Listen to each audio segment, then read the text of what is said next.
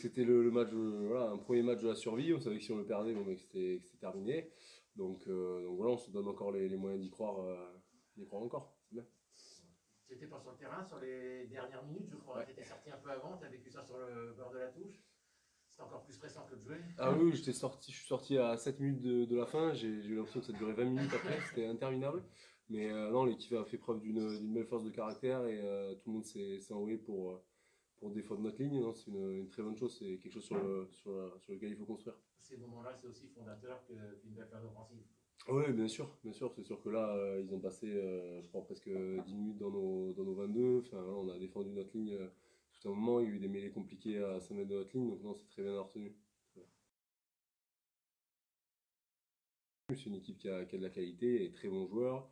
Voilà, ce sera tout sauf un match facile. Et puis quand vous en prenez 40 à la maison, voilà, vous avez qu'une envie, c'est de remettre les pendules à l'heure la semaine d'après. Donc non, ça va être un match très engagé et difficile. Ouais, Tu as passé 3 ans, toi là-bas, Gauthier, ça fait déjà 4 ans que tu es parti, je crois. Ouais. Reste des contacts, tu as encore un regard particulier sur cette équipe? Oui, bien sûr, j'ai encore quelques amis qui y sont. Non, non, c'est une ville très sympa qui vit rugby. Le club est très sympa aussi.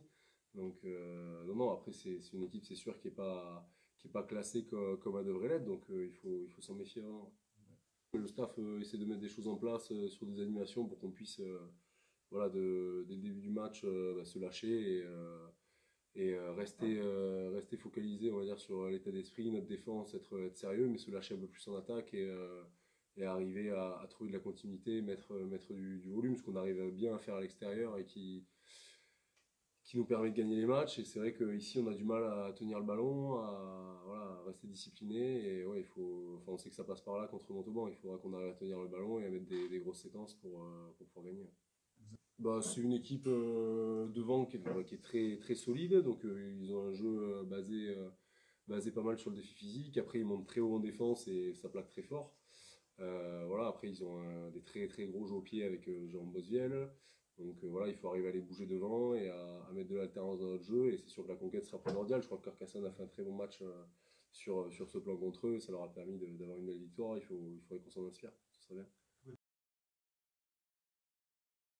Oui, non, c'est sûr, on se focalise que sur nous, ça je peux vous le garantir. Après, c'est sûr que quand les matchs sont finis, on regarde vite les résultats sur le téléphone, mais bon, de toute façon, faire des projections sur les résultats des autres, comme vous le dites, voilà, ce serait du grand n'importe quoi, puisqu'on le voit, les derniers ont gagné chez les premiers, il n'y a pas il y a pas de logique dans les scores, donc non, on se concentre sur nous. Il y avait de la déception quand justement vous avez regardé sur le portable les scores en disant bon, on fait tout ce qu'on peut, mais derrière ça avance aussi, quoi.